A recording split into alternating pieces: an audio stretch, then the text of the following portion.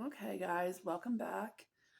So I want to start off saying I want to do an actual specific topic today.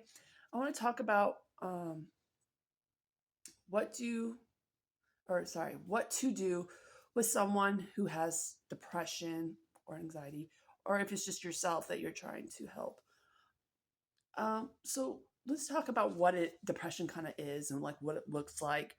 Depression can come in a lot of different types of things.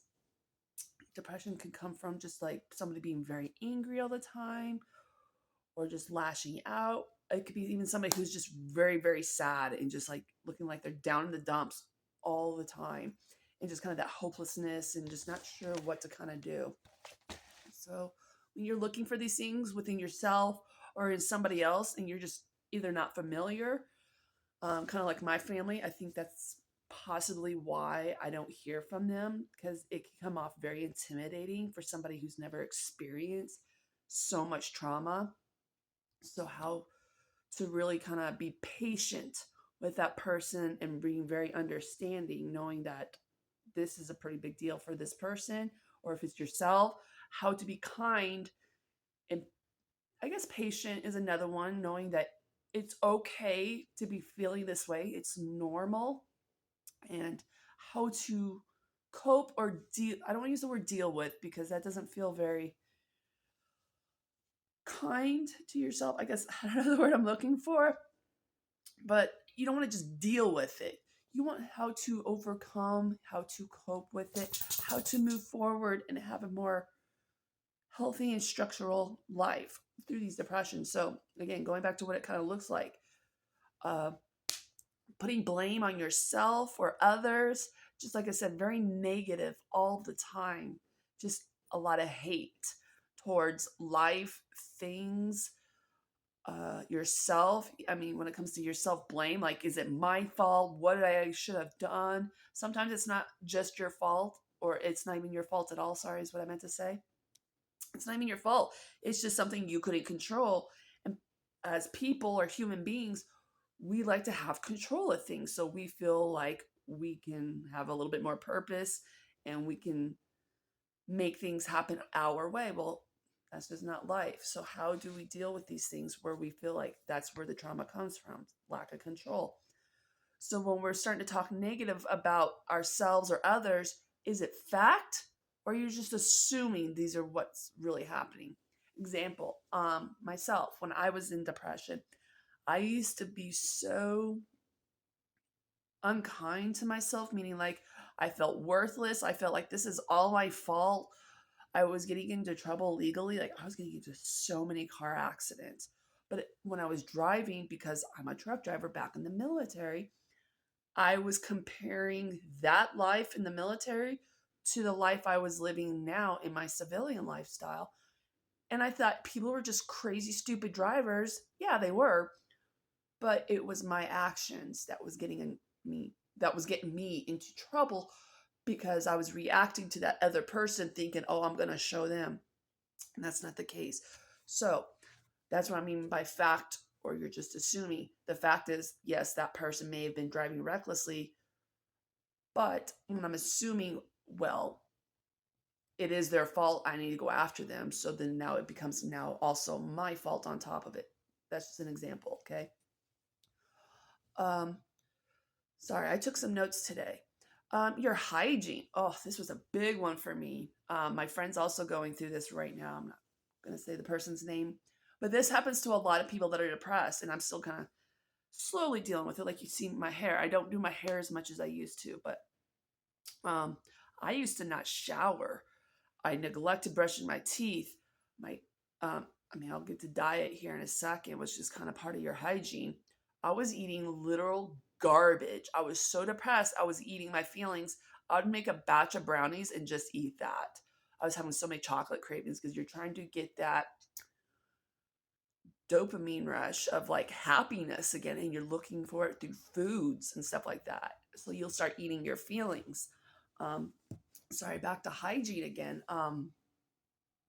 Just not taking care of yourself, even if it's not just like through showering, but you're starting to neglect your health too. So now you start to get really sick a lot. I'm not talking about just the flu, but now you start to get sick through what did I get? I had a skin irritation so bad, and I have a picking. I don't want to call it a disorder, but I have a really bad habit of picking, and I picked that up since I was a kid. But that's what I do when I was having a lot of depression. And so I've got a lot of scars and stuff through my arms, my legs, everywhere. That comes with part of my coping because I was so depressed. Now I'm picking at my skin. My skin's getting inflamed. I was having blisters so bad to the point my face was so bright red. It felt like I was out in the sun for hours on end. That's how hot my face was. Yet I never went outside. That's another one part about depression. You don't ever want to go outside. You tend to isolate a lot. I was living in a studio apartment during this time. So I was in bed all the time because I didn't have a couch to sit on. So I was just pretty much, I feel like a worthless person at that point. I was doing nothing to help myself. Drugs and alcohol. I wasn't doing it back then, during this point, I should say. But alcohol is a big one. You'll see people just heavy drinking all the time just to feel numb. I don't want to call it recreational drugs, but I'm talking about the harder stuff. People will start going to like cocaine, heroin. I've seen so many addicts. Not personally within like my military service or people that I know, but when I had to go to jail, I couldn't believe how many heroin addicts there were in there. So now they're losing their teeth. Their skin looks really destroyed because of drug itself and the other lack of things they're not taking care of. So those are the things you'll see within depression, the withdrawal from people and activities. Like I said, with the whole isolation, because you feel guilty. At least this is how I felt. I felt guilty for feeling this way, and I didn't want to put a burden on other people, so I would stay away from others. I stopped doing activities just because I felt lack of motivation. I'm pretty sure a lot of you were going through this. You're like, I just don't want to do anything anymore. I'm just so tired of being tired. So things like I used to do was the bodybuilding. I was always wanting to go to school. I was always doing something with my dogs. I'm not doing any of that stuff anymore. Photography, I have an associate's in that. I'm doing nothing with photography anymore, and I don't like that because I still visualize in my head the things I would want to do if I stuck with photography along with my health and fitness stuff. So withdrawing is a huge one, especially from family and friends. I withdraw huge from my brother several years ago, and I know part of this is my fault. I withdrew from my brother because after my mom died in 2014, I just lost my mind. Not like I was angry and yelling at people, but I just like, if these people are willing to not help me when I was going through the most hardest situation in my entire life and then still going through it before and after, I was like, what's the point? Like, these people are just, all they're going to say, sorry, I wish there was something we can do. And then they actually do nothing. That's why I started withdrawing. You also have to be kind to those people that don't really actually know what to do. They really may not know what to actually do. You have to learn how to communicate, which is really hard when you're under depression. So that's one thing we lack communication. We just lash out. Everything's everybody else's fault. Sometimes we still blame ourselves. So just be understanding that they may not actually know what to do. So it might be hard to communicate, but just express yourself saying, hey, this is what I need from you. Help me out. And that might be the way to kind of keep people in your life if needed to be. You're constantly sick or you have these chronic pains. So when you're not taking care of, when I said about your hygiene and stuff like that and your nutrition, your body starts to deteriorate in its own little ways. So if you're not getting the nutrients you need, now your body can't recover or heal itself because it doesn't have the proper nutrients to help your organs, your muscles, your whatever it may be. It cannot heal itself because it doesn't have the adequate nutrients it needs. You're feeding your body probably all these sugars like I was doing with the whole brownies and eating all these carbs. And I started to gain weight, which I am never been this heavy in my entire life. Not that I'm fat. I've just gained some weight. Now, I'm very insecure about right now. But at least I recognize it. I want to fix it. It's super hard. I use depression as a word as like you're so down in the dumps you don't know what else to do. I was like that last night. I ate myself stupid and got high. Hey, It wasn't the right thing probably to do, but what I did do is I called a friend, okay? Her name is Chelsea. I served in the military with her. I was in tears because I started crying, like feeling hopeless again. I think I was trying to eat dinner. I just started having some thoughts go through my head. Like, what the fuck? Why is my life like this? That's still another form of depression. Just those racing thoughts. Hopeless is the biggest one. Like, what did I do to deserve this? Is what kept going through my head. Those are a lot of things. And sometimes, yes, I know a lot of them could be like my legal actions, but some of it is just like, it's just the hand I was dealt. Anyways, moving on. I don't want to get off too much topic. I'll get into that in a minute. Starting to feel pessimistic, I could say the word, about your future. I was huge on that. I used to think like, wow, where's my future going? If I'm here now, I used to think I was going to be in a wheelchair as I got older because I have chronic pain in my back. I have degenerative disc disease. So I have a cervical fusion in my spine. So my C5 through 7 is fused.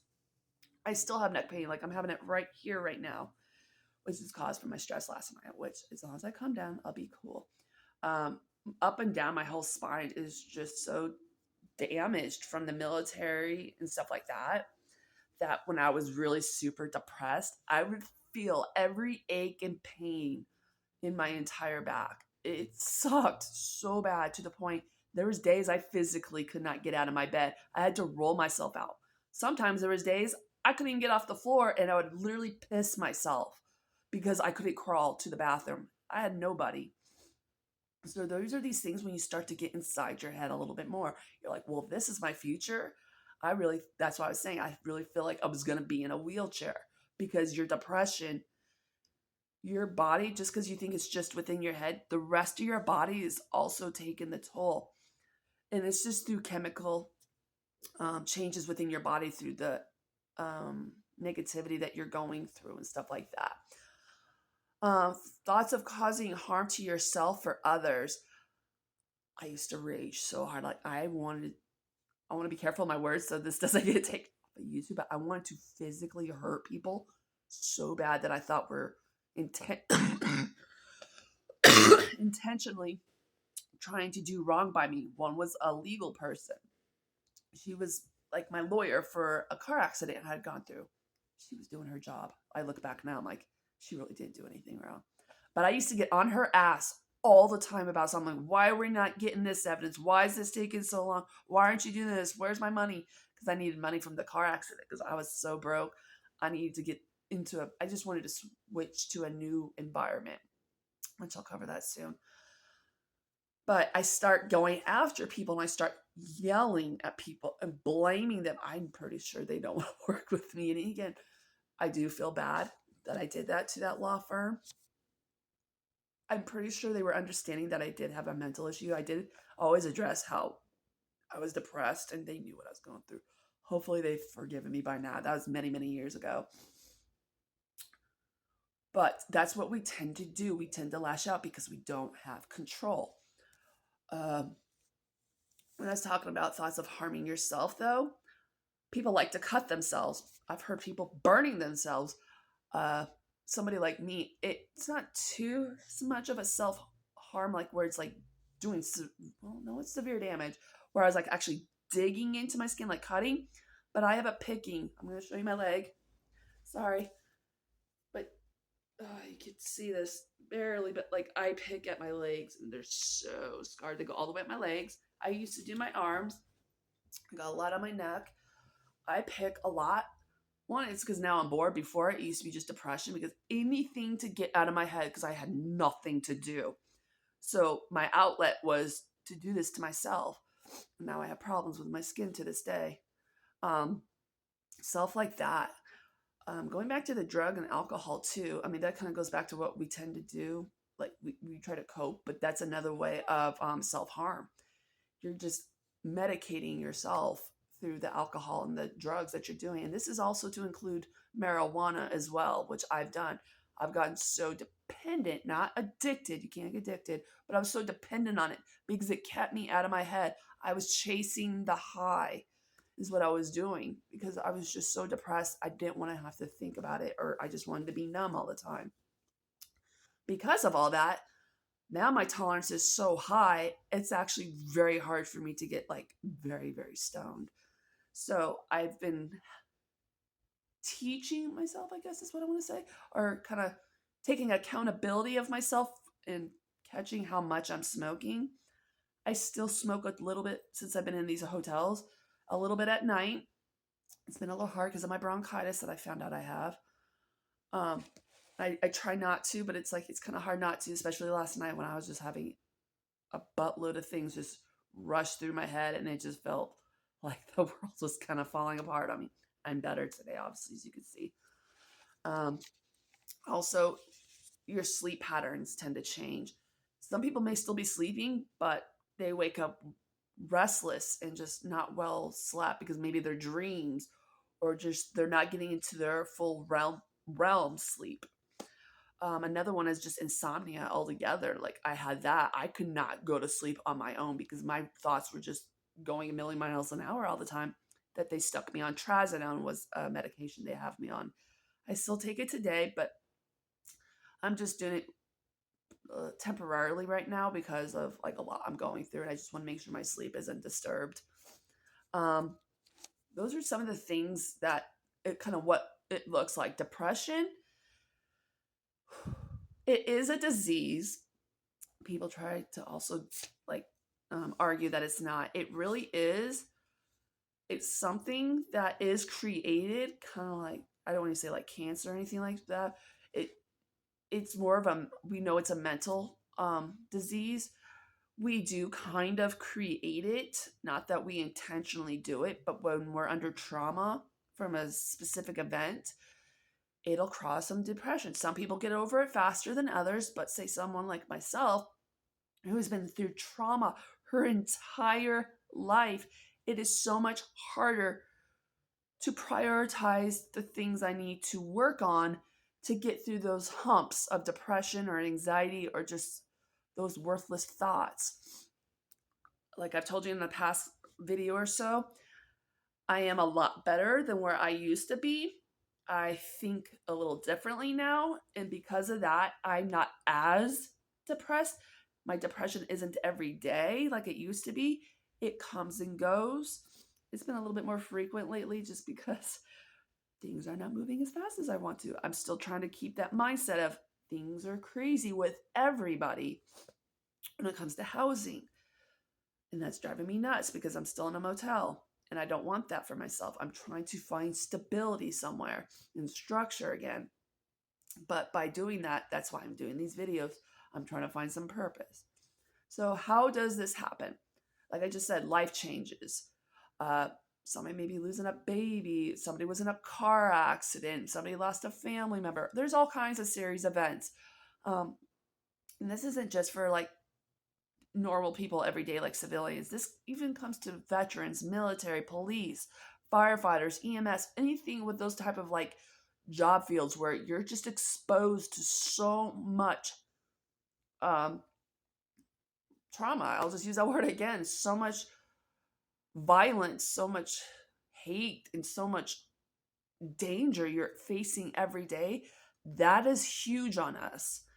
That's what I just said. Firefighters. Past traumas too. Like I was telling you about myself, I'm still living not in my past, but I'm still dealing with a lot of my past traumas. Not as bad as they used to be. I'm facing more of my now current stuff. A little bit is kind of in the past, but it's kind of like still working with it today, like my probation stuff when it came to my legal issues that I had to address. I'm going through a lot, and that's really like conflicting with my mindset because I know I'm a good human being. I love to help people. Like that is my goal in life. I never want to cause harm to anybody. So it scares me when I start having those thoughts like, why do I want to hurt these people so bad that have hurt me? Yes, that's just a normal retaliation. But my goal and what I want for others to think about is like, just because they did wrong might be the fact that they too are going through the same thing like what we're going through, and they just happen to lash out. So that's where I see a lot of negativity within our world today. And that's where it makes it harder for people like us who are trying so hard to stay in that calm and mindful mindset. I'm trying to make sure I use my words correctly. It's very hard. I'm not gonna lie. There's days where I'm like, I just don't even want to be kind. I'm like, I just want to rip this person a new one because they just don't seem to get it through their freaking head. You know what? This is how we overcome things like this. How to help yourself. So I'm just gonna use that situation I just talked about. No matter how bad this person's being, is this person worth what's gonna happen to you 5 years from now? If not, leave it the F alone. That is why I'm facing these felony and then these misdemeanors, because I went after somebody that was going to mean nothing to me in the future. And because it was fight or flight in that present moment, now it's affecting me with my future. I should have just left it alone, but it's happened. I'm learning from it, okay? That's another thing how you can help yourself or others can help you. Take a look at what you did do wrong. Do not beat yourself over it. You're like, shit, I did something wrong. What can I take from it to make sure this doesn't happen again? Or I could see, or if I am going through it again, how can I change my thoughts to change that situation? No matter how scary it is, even if it's just like I should have gotten back in my car, just ignored that person and just wait for the police at that point. Whatever. If you're the person helping somebody, stay calm. If you see them getting agitated, it's normal. That's all they know how to do because they don't know how to stay calm themselves. Be that calm person for them. If you keep a cool, collective voice, they will eventually come down. Thank you, Chelsea, for being that person. Not that I was lashing out or anything, but it's just when you're that calm person, it makes it easier for that person to reciprocate that same energy level as that person. Positive communication. I know we hate to hear this when we're the person who is depressed, hearing that, oh, I'm sorry, there's nothing we can do, or it's like, what do you want me to? I hated hearing that. What do you want me to do? I'm like, motherfucker, that is why I'm coming to you because I don't know. I'm so wrapped up in my own shit that nothing is coming in. Like my wires are all like, I guess this is how I'm visualizing. There's all these static things going on in my head. My neuro pathways are just going crazy and sporadic. So I was like, I don't know. I can't get things to calm down inside my head. So just be that person, even if it's just jotting some notes down for that person. Like, okay, let's do some research together. Make it feel like you're doing something as a group, as a together kind of thing, as a group, versus trying to put all that on the person who is going through all that. That's very hard because we can't think clearly. Where did I put it's good to listen, but don't just listen. Make sure you're hearing what they're saying and that you know how to give proper feedback back. If you really don't know, say, I'm sorry, I don't know, but how can let's see if there's a way we can find out. Don't just leave it as I just don't know. Because that'll just make the person even more disgruntled because it just feels like, why did I come to you? You're not willing to help me. I'm like, this feels useless. These are the things that are going to go through that person's head. So even if you don't know, it's really okay. But like, let's see if we can find some things out. Start with the person's emotions. Like, what are you feeling? Why are you feeling this? What can we do to change those? Little things like that. That goes back to the CPT, the cognitive process therapy. I will touch that up in another video of like what that looks like so that we can start using those tools. But that is something you can start using even if you're new to helping somebody out that has severe depression, or if you're living with somebody. Start with those. Just think, like, I know it sounds kind of silly is what I'll use. I don't want to use anything worse. If someone is like making it what I call Barney style, is what we used to call it, means breaking it down to like if you're teaching a child something, it might sound like, wow, I feel like I'm dumbing this person down, but you're not. You're making it so simple to the person trying to understand it, because anything more complicated is just going to get them more wound up. Make it as simple as you can to help this person overcome whatever they're going through. That's why I said, make a list. Say, hey, how are you feeling? What is the feelings going through today? Why do you feel like this again? I'm going to keep reiterating that. getting out of your environment. Now that can vary. Now, if you're living with somebody, it's a little harder to say, like, I'm just going to pack up and go. Sometimes you might have to, or that person that is in the depression that needs to pack up and go because somebody else is going through their own shit like I was. My friend who was just, his PTSD was so bad, but he was constantly so negative towards me. It was affecting my mental health. So if you have to get out of that environment, please do so.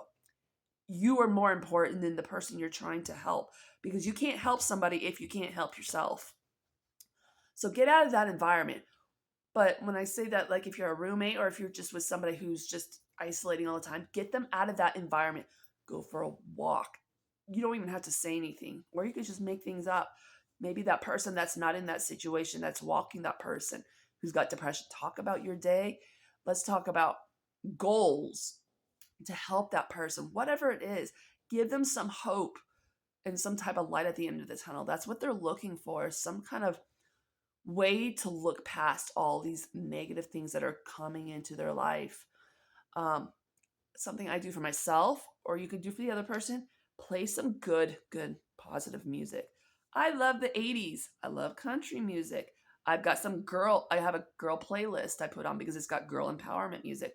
Alanis Morissette, I got Pink, I've got Katy Perry, Taylor Swift, blah, blah, blah, blah. Those type of people, when you listen to their words, how they're like, yeah, shit sucks, but I'm moving forward. I'm kicking butt, blah, blah, blah. I love how they talk about their lives in their music and how they've overcome things and how they feel so much better about having to overcome their battles through their music. So that's why I like certain music. Even just listening to the old stuff, I love reggae too. I don't know what it is about it, but it's just that tempo of the music is very soothing.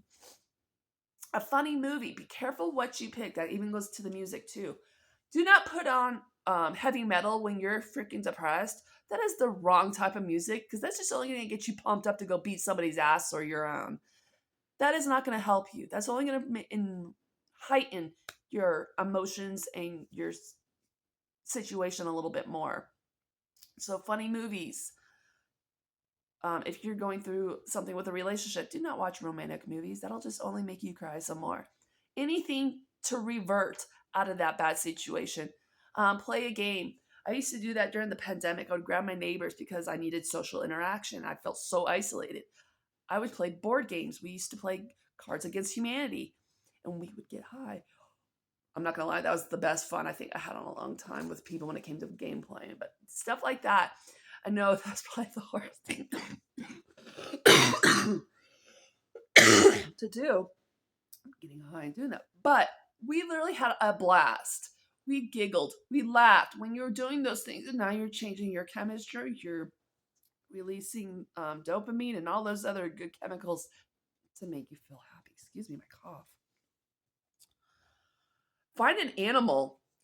Your dogs, like that's why I got emotional. So right, animals, love on them. I literally was putting my dogs on my chest last night, which was a good thing my friend told me to do.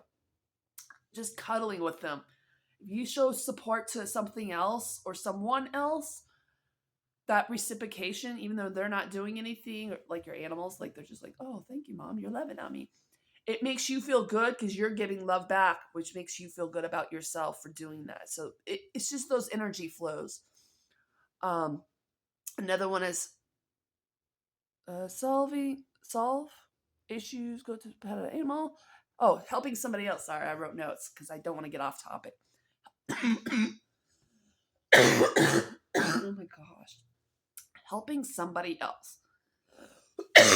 Sorry. Not just your animal, but when I was saying if you help somebody else, even though you feel like dog shit, just something as simple as like holding the door and saying good morning, thank you, or just example, homeless person, just getting them a cup of coffee or something. Even if you feel like shit, it makes you feel good to know that you're helping somebody else less fortunate or is also going through maybe the same situation as you are. Because then you'll say, hey, I'm not alone in this situation. Let me give back too for those that are less fortunate than I am. That's why I'm such a helper. I love helping animals. I love helping people. I will help those who are deserving of it. I'm trying to think better about things when it comes to those that are not so nice to me. That has been very hard. So, how to forgive somebody that has been like nothing but a constant problem to you is so much harder than you think it is, unless you start really working on these mindful things. Uh, I'll use an example as past relationships that were always so bad to me, physically, verbally, whatever it was. And I was never the problem. I know I wasn't, because I was constantly giving and giving and giving. That can be a problem. Too much positivity giving, sorry, let me revert that. Too much giving to somebody. It may look good. You're like, well, I'm being such a good person. Why isn't this? That could become bad now, because now you're neglecting yourself and you're feeding all your energy into somebody who doesn't want nothing to do with you, or is just harming you, who's taking advantage of you, whatever it is. That is now becoming a negative situation on your part, because you're still doing all these things for somebody. Cutting somebody off is better than you constantly still giving and giving and giving, because now you're just wearing yourself down because you're not getting anything in return, when it comes to love or something like that, or companionship or affection, the things you deserve as a human being. So when you start seeing that, cut that relationship off. Stop making excuses. I've heard a friend say, I'm sorry, I'm broke, I have nowhere to go, I have nowhere to live. You know what I've learned about myself is I'd rather be homeless on the streets than dealing with somebody who is literally manipulating me, physically hurting me, um, verbally assaulting me, whatever it is, taking my money. I'd rather be homeless and knowing nobody is around me doing that, and I can take care of myself, because that's all we have. The only person that can really truly take care of you is yourself. Others are just there to kind of guide you and push you along. They're not there to do it for you. So don't think a relationship is going to fix you. It will not. You have to love yourself before you can love anybody else. That is something I've come to realize. And that is why I'm overcoming my depression, because I stopped letting people dictate who I should be, what I should give them, and just running my life, because that is not happiness. You have to find it yourself. And I may look like I have way more less. Why I was getting in my head yesterday, I feel like I had way less than I've ever had in my life, and I can't figure out why. I'm a type of person living in a motel and not in a house. And I'm like, it could be so much worse. I got TV, I got a bed, people are taking care of me, I got food. I'm like, you have to relook at things a different way. When you start doing that, the depression starts to slowly subside. Doesn't mean it's going to completely go away. It might flare up a little bit then, but the more you work on it, the easier it's going to get past things. Okay. Now I've said my rant and raves. Resources. There's a few things I know a lot about when it comes to like veterans and military. Is the crisis hotline. I will put phone numbers and the resources in the blurbs below. So just look for those if you are looking for something for help, whether it's alcohol, drug related, or just regular anxiety and depression, or if you're actually looking for some type of psychologist. I'm going to just kind of speak out what these are. I've never heard of some of these before, but I did some research before kind of getting on here, so that way I can give some resources back to those that are like really stuck right now. One was the National Alliance on Mental Illness. Sorry. So that was something where you can go and not just learn about more about yourself and what it is that you personally are going through and how to resolve what you are.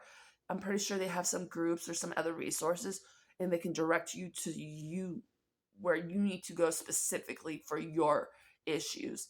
Another one, this is a place where they have a lot of support groups, which is huge.